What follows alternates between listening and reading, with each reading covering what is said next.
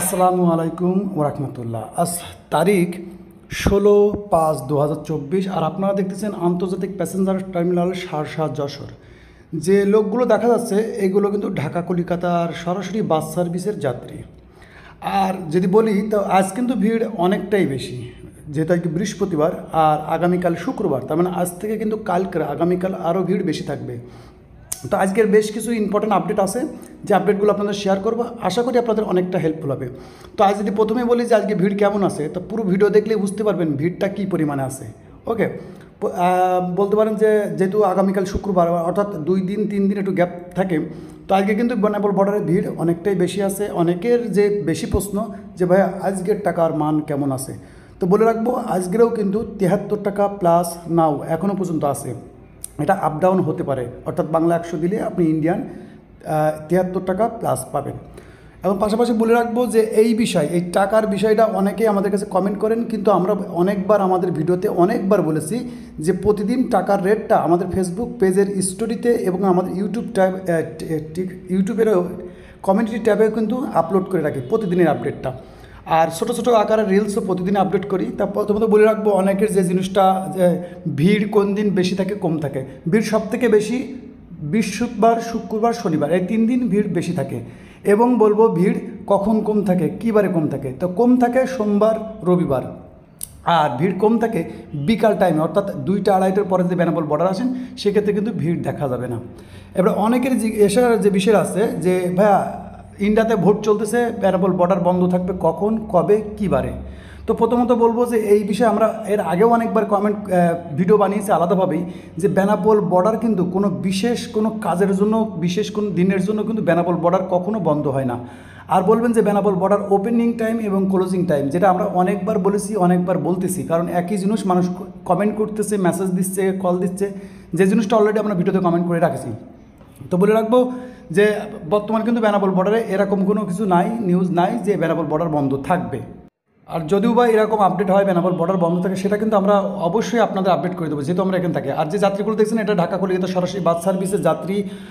অনেকেই জিজ্ঞেস করছে ভাই ওপেনিং টাইম, ক্লোজিং টাইম, তো প্রতিদিন সকাল 6:30টায় ওপেন হয় এবং ক্লোজ হয় সন্ধ্যে 6:30টায়। এবং একটা ইম্পর্টেন্ট বিষয় বলে রাখবো যে আমরা দেখেছি যে অনেকেই ট্যাক্সের বিষয়টা কিন্তু জানে না। তো মনে রাখবেন ভ্রমণ ট্যাক্স 1000 টাকা, ল্যান্ডপোর্ট ট্যাক্স 54 টাকা প্লাস। এটা আপনি চাইলে অনলাইনেও দিতে পারেন। বেনাপোল বর্ডারে কিন্তু ব্যাংক প্রতিদিন সকাল 6:30টায় এবং সন্ধ্যে 6:30টা পর্যন্ত থাকে, এখানে এসেও কিন্তু দিতে পারবেন। অনেকেই রিসেন্টলি বেশি কমেন্ট করছে ভাইয়া বাংলা টাকা নিয়ে কত যাওয়া যাবে। তো বাংলা টাকা নিয়ে যেতে কিন্তু কোনো প্রবলেম হয় না, কিন্তু অধিকাংশ মানুষ বাংলা টাকা না নিয়ে যদি ডলার নিয়ে যায় সেক্ষেত্রে কিন্তু রেটটা ভালো পায়। অর্থাৎ এই জন্যই আপনি বাংলা টাকার জায়গায় আপনি যদি ডলার কিনে নেন, ডলার কিনে পাসপোর্টে ইনভেস্ট করে নেন, সেক্ষেত্রে কিন্তু ইন্ডিয়া সাইডে গিয়ে রেটটা ভালো পাওয়া যায়, আপনার সুবিধা হয়। অনেকেই বলে যে ভাই এত মানুষ ইন্ডিয়াতে, মানে আমাদের কাছে সব থেকে বেশি কমেন্ট বক্সে দেখা যায় যে ভাই আপনি বেনাপোল বর্ডারে থাকেন, তো বেনাপোল বর্ডারে এত মানুষ ইন্ডিয়াতে যায় কী কারণ। তো আমরা যতদূর কথা বলেছি, যতদূর দেখি আর কি, তার মধ্যে এখন রিসেন্টলি যদি আপনি লক্ষ্য করেন তো এখানে শুধু ঘুরতে যাওয়ার লোক পাওয়া যাবে না বললেই চলে। যদি লক্ষ্য করেন তো এখানে অধিকাংশ মানুষই আছে ট্রিটমেন্ট, বেশির থেকে বেশি মানুষ ট্রিটমেন্ট, অর্থাৎ ডাক্তার দেখাতে যাচ্ছে কিংবা কোনো ট্রিটমেন্টে যাচ্ছে। আর 1% পড়তে পারেন যে বিজনেসের কাজে, বিভিন্ন রকম বিজনেসের কাজ আছে। আর এখানে অনেক ইন্ডিয়ান পাসপোর্ট প্যাসেঞ্জারও কিন্তু থাকে, যারা বাংলাদেশে চাকরি করে কিংবা কোনো ব্যবসার কাজে আসে কিংবা ঘুরতে আসে, এরকম আছে। তা আমি বলে রাখবো যে বেনাপোল বর্ডারে ভিড় শুধুমাত্র সকাল টাইমটাই, শুধুমাত্র আপনি যদি লক্ষ্য করেন বেনাপোল বর্ডারে ভিড়টা শুধু সকাল টাইম। আপনি যদি সকাল 10টা-11টার দিকে আসেন কিংবা 12টার দিকে আসেন, সেক্ষেত্রে কিন্তু বাংলাদেশে ভিড় পাবেন না। কিন্তু অনেকেই মনে করে যে বাংলাদেশ ফাঁকা, কিন্তু বাংলাদেশ ফাঁকা হলেও কিন্তু ইন্ডিয়ার সাইডে কিন্তু প্রচুর ভিড় থাকে ওই টাইমটা। কারণ এই যে চাপটা সকালে যে আপনারা দেখতেছেন, এই চাপটা কিন্তু গিয়ে ইন্ডিয়ার সাইডে নোমাসল্যান্ডের টাইপে, আপনারা যারা জার্নি করেছেন তাদের অভিজ্ঞতা আছে হয়তো, যে এটা কিন্তু ইন্ডিয়ার সাইডে গিয়ে কিন্তু এই ভিড়টা থাকে।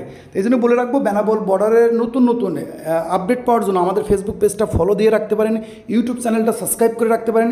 আমরা টিকটকেও কিন্তু আপনাদের ভিডিও আপলোড করি, ইনস্টাগ্রামে থাকি, সেখানে আপনারা ফলো দিয়ে রাখবেন। আর আমাদের ভিডিও বেশি থেকে বেশি শেয়ার দিয়ে রাখবেন। ভিডিও ভালো লাগলে অবশ্যই লাইক কমেন্ট শেয়ার করে রাখবেন, যাতে করে আপনাদের জন্য এরকম হেল্পফুল ইউজফুল ভিডিও বানানোর আগ্রহ ফিরে পায়।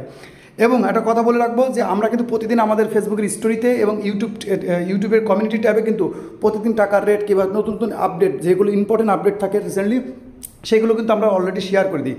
এবং আমি বলে রাখবো যে বেনাপোল বর্ডারে যে কোনো কিছু জানার জন্য কিংবা বোঝার জন্য যদি আপনাদের কোনো ইম্পর্টেন্ট কোনো প্রয়োজন হয়, তো আমাদের কিন্তু ফেসবুক পেজের মধ্যে আমাদের সরাসরি হোয়াটসঅ্যাপ নাম্বার দিয়ে আছে, সেখানে কিন্তু সরাসরি আপনার কল মেসেজ দিতে পারেন কোনো আপডেট জানার জন্য। কারণ অনেকেই বলে ভাইয়া এ জানি না ও জানি না, কিন্তু এভরিথিং ইজ আপনারা চাইলে সরাসরি আমাদের সাথে যোগাযোগ করে নিতে পারেন বেনাপোলের যে কোনো আপডেট বিষয়। অনেকে অনেক কমেন্ট করেন, যে কমেন্টগুলো আমরা কিন্তু অনেক সবসময় করে পারি না। এবং বলে রাখবো, অনেকে বলে ভাইয়া এত বর্তমান এখন ইমিগ্রেশনে কী কী কাগজ লাগছে, কোনো কাগজ লাগে না, জরুরি ভিত্তিতে যদি লাগে আমাদের আগের ভিডিও দেখবেন, ইনশাল্লাহ পেয়ে যাবেন। ততক্ষণ ভালো থাকবেন, নিজের খেয়াল রাখবেন। আল্লাহ হাফেজ।